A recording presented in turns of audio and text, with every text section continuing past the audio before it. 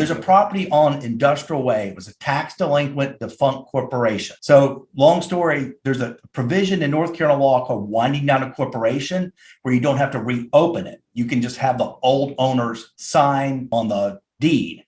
So that's like a legal loophole. But they had a $73,000 judgment to HD Supply, which I think is Home Depot. Home Depot, yeah. And then they had another $64,000 judgment to Ford Motor Credit. So what we did is we gave them $15,000. We took it subject to the two judgments. And this is what we know about both those. HD Supply and Ford Motor Credit, they're not very smart. They don't even realize that the people own property. They technically can foreclose, but they don't. It's something I've learned over time, but I'm not a lawyer. Check with your lawyer. Now, these judgments were also almost 8 years old. Judgments are only good, most judgments are only good for 10 years, and then they expire. Now, you can also renew the judgment. They can renew the judgment, but I could go down that whole path. Most of them don't. And if they renew the judgment, it only renews against the person, not the property. So we had multiple exit strategies on this one. We could have waited 2.5 more years for both those judgments to expire, and then we wouldn't have had to pay them. But this is industrial property. The taxes were high. We wanted to sell it. So we called up HD Supply and we bought their judgment for $16,000. And this is how smart you have to be able to do this. I was chicken shit to do it, so I made my attorney do it. I was afraid. So I asked my attorney, can you call for me? So my attorney called up and he did it. Anyways, he did that.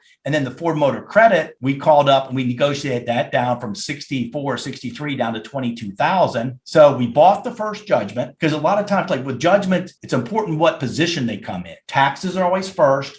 Then HD Supply was clocked next. Then Ford Motor Credit was after that.